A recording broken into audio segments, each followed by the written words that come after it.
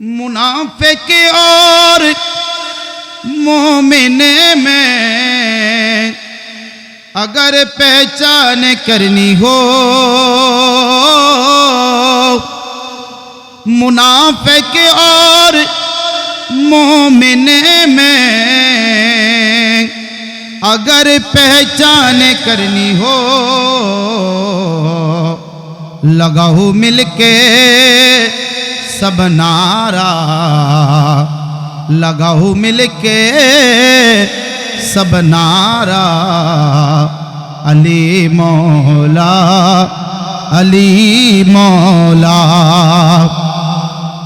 আমরা আলী মাওলার জিকির করতে পারবো না ইনশাআল্লাহ? আজকে তো আলী মাওলার জিকিরে চলবে।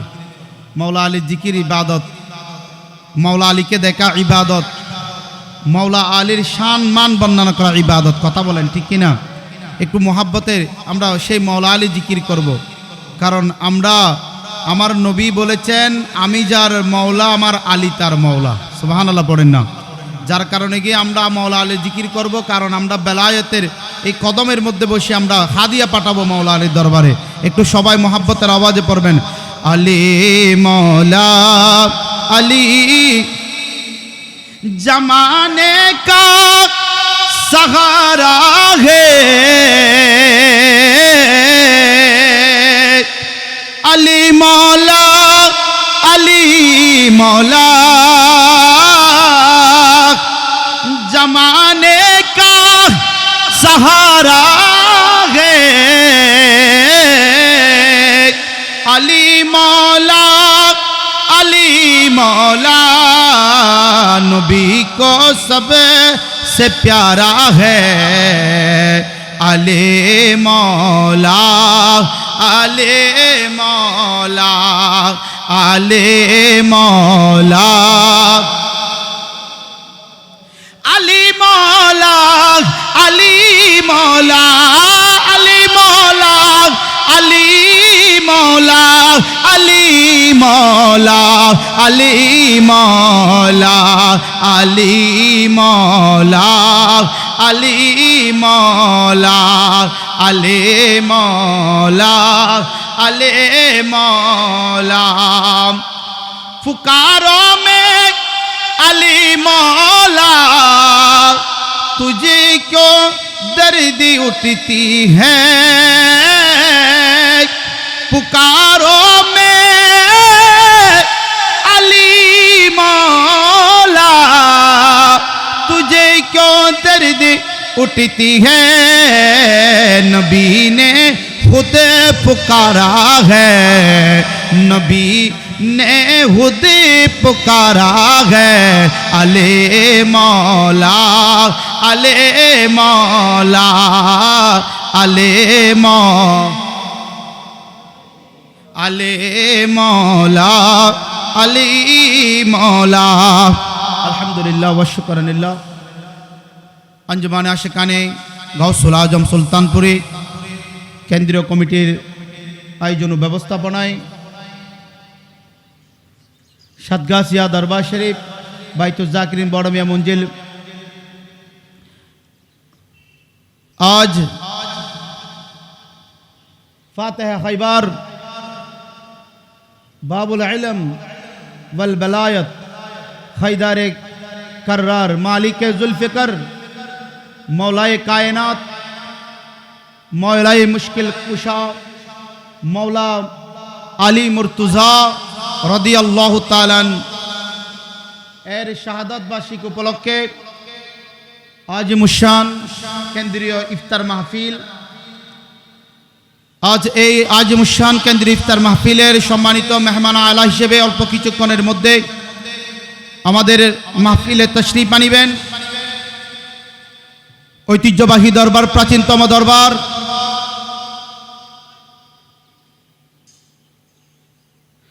সাতগাছিয়া দরবার শরীফের বর্তমান মহামান্য সাজেদানশীন औलाद मुस्तफ़ा सल्लल्लाहु ताला अलैहि वसल्लम खानदान गौसुल आजम दस्तगीर ताजुल अस्फिया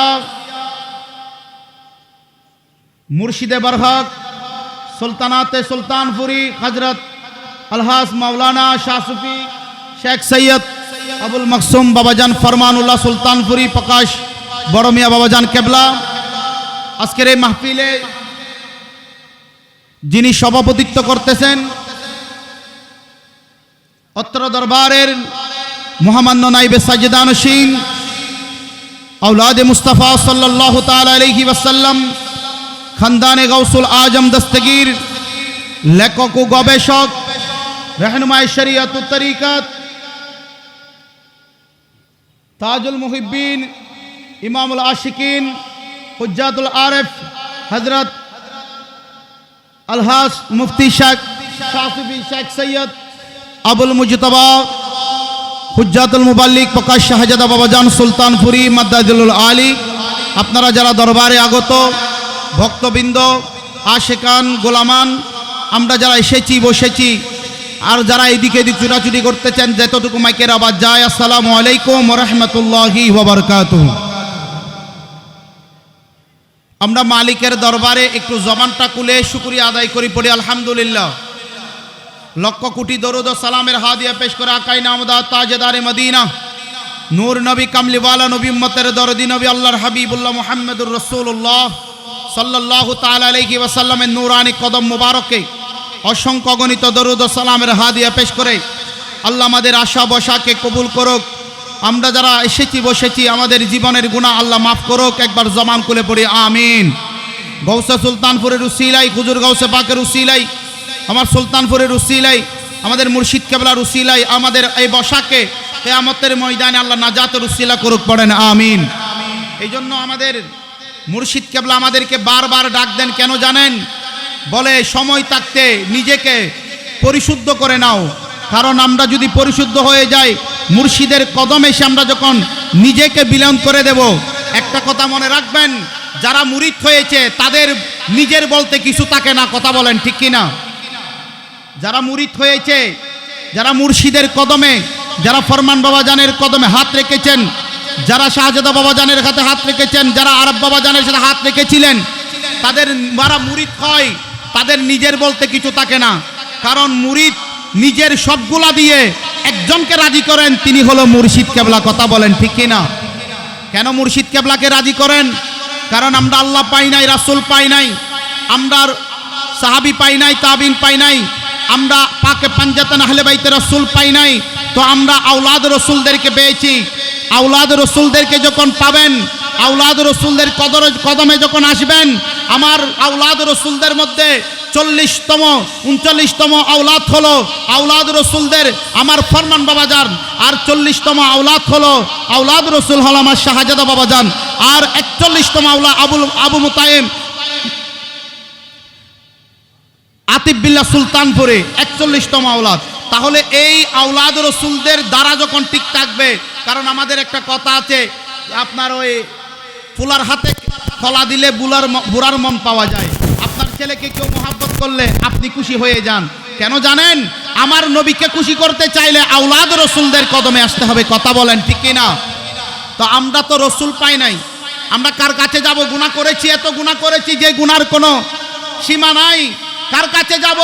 তো বলে আপনারা যদি গুনাহ করেছো তো মাফ করাতে চাইলে বলে একজন আওলাদ রাসূলের কদমে চলে যাও, উনি আপনার পক্ষে যখন আল্লাহর দরবারে সুপারিশ করবে, আল্লাহ আপনার বিগত দিনের গুনাহগুলো আল্লাহ মাফ করে দেবেন। সুবহানাল্লাহ।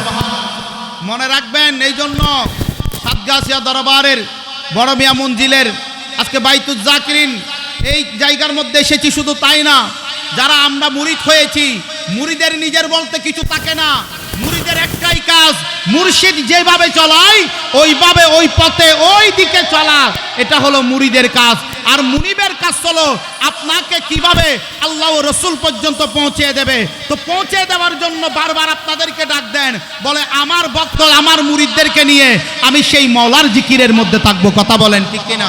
বলতেছি, আজকে যার শাহাদাত দিবস, আজকে যার শাহাদাত দিবস 21শে রমাদানুল মুবারক, আজকে যার শাহাদাত দিবস, উনি কে জানেন? আমার নবী বলেছেন, একটা হাদিসে মুবারকা থেকে আমি হয়তো বা একটা হাদিসে মুবারকা বাবাজান কেবলার ইশারা পর্যন্ত করব। আমার নবী, আপনার নবী হাদিসে মুবারকার মধ্যে বলেছেন, আনা মদিনাতুল ইলম ওয়া আলিয়ুম বাবুহা, জোরে পড়েন সুবহানাল্লাহ। আমার নবী আপনার নবী রাহমাতাল লিল আলামিন বলেন, আমি নবী আলমের শহর, সেই শহরের দরজা আমার আলী। সুবহানাল্লাহ পড়েন না? আচ্ছা কথা বলেন, দরজার সাথে যখন একজন মানুষ যখন ঘরের ভিতর প্রবেশ করে দরজার সাথে কয়বার দেখা হয়? কথা বলেন কয়বার? একবার ঢোকার সময় আর একবার বের হওয়ার সময়, দুইবার দেখা হইতে হয়। কারণ বের হতেও দরজা দিয়ে বের হতে হয়, আবার ঢুকতে হলেও দরজা দিয়ে ঢুকতে হয়। তাহলে ঢোকা আর বের হওয়া দুইবার হয়ে যায়। মাওলা আলী কে জানেন? মাওলা আলী তাফসীর কারকরা তাফসীর করতেছেন মাওলা আলী কে বলে, কোরআন, পুরা কোরআনকে যখন অ্যানালাইসিস করলাম, গবেষণা করলাম, পুরা কোরআনের মাথা হলো, মগজ হলো বলে সূরাতুল ইয়াসিন। জোরে বলা কি যাবে না? আল্লাহু আকবার। পুরো কোরআনের মগজ কি বলেন? একটু কথা বলেন। পুরো আমি ওয়াজ করব না, একটু কথা বলবো, কারণ ইশারা যতক্ষণ আসে ততক্ষণ শেষ। বলে পুরো কোরআনের মগজ কি? সূরা ইয়াসিন। বলেন পুরো কোরআনের মগজ মূল কি? সূরা ইয়াসিন।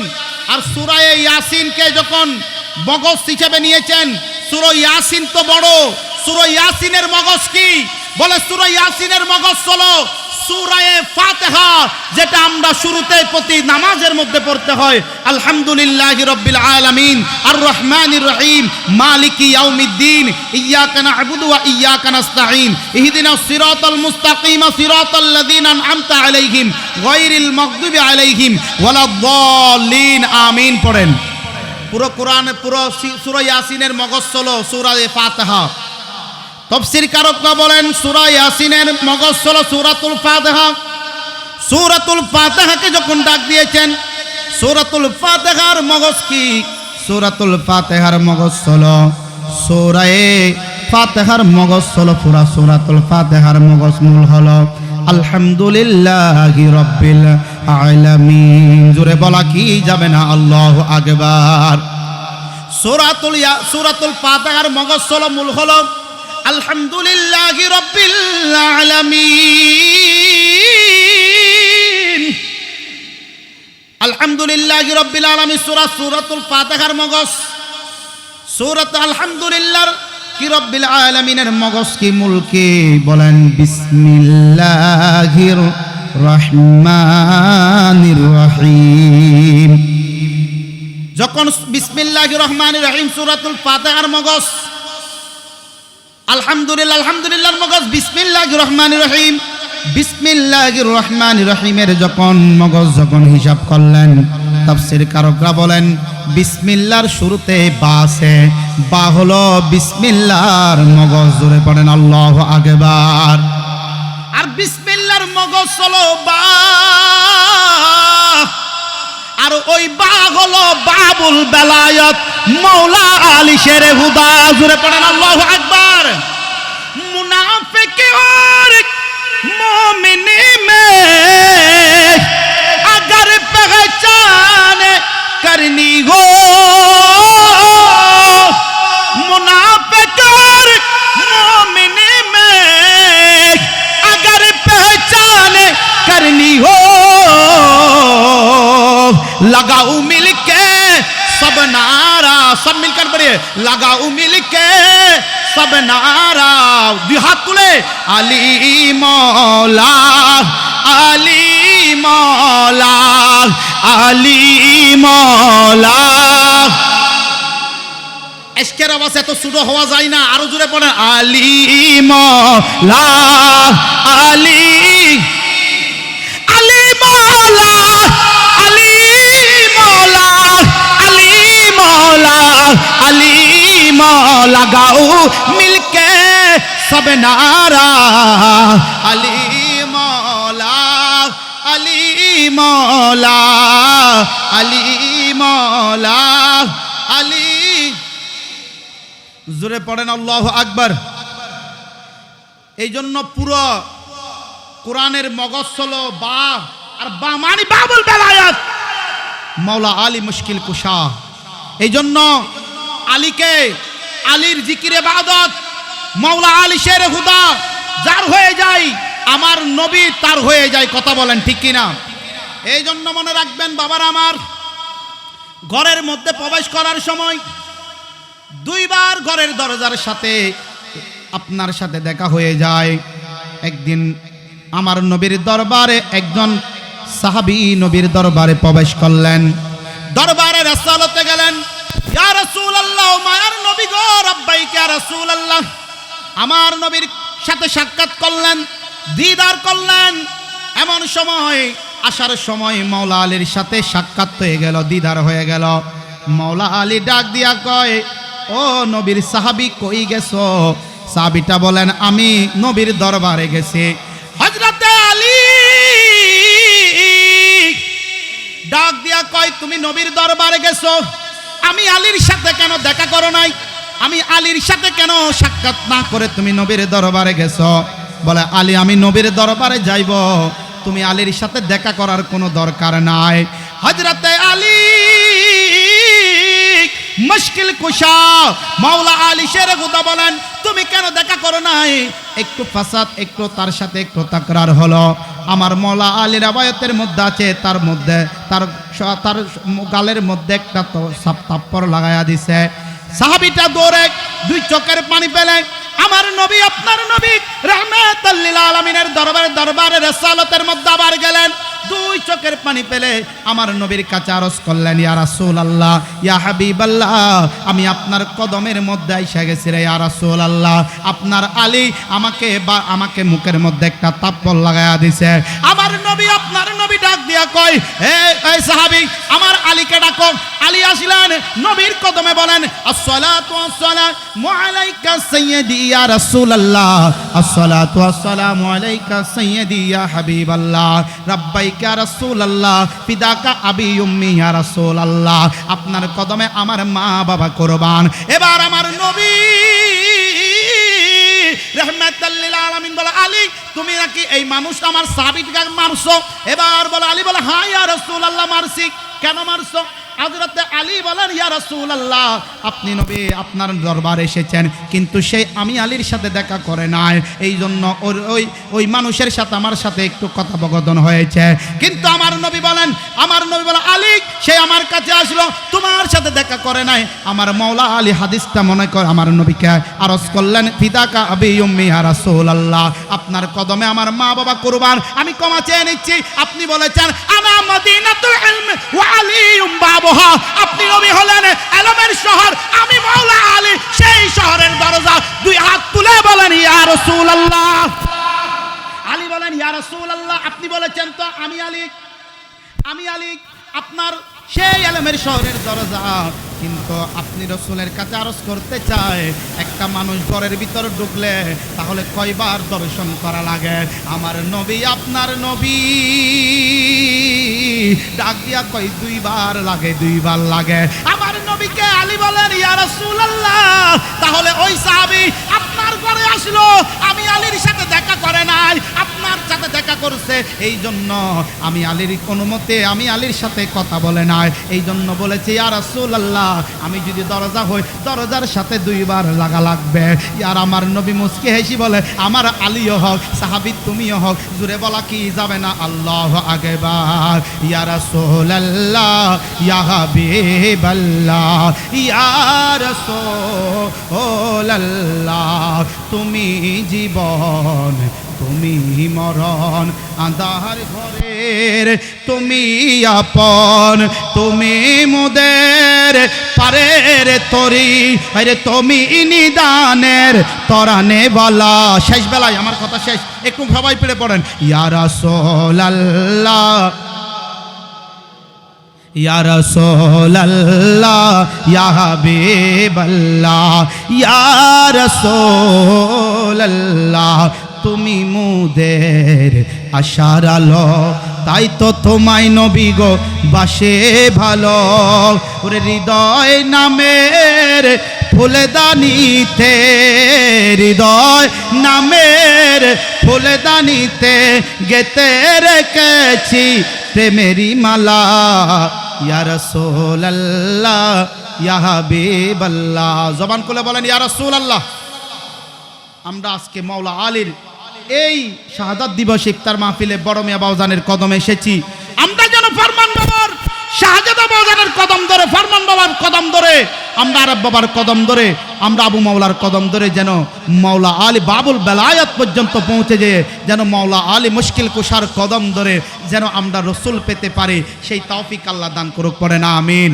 আর কারণ হলো পাক পাঞ্জাতনের তরি, এটা নাজাতের তরি। এই তরির মধ্যে উঠবেন, আপনাকে উঠতে হবে আওলাদ রসুলের তরিতে।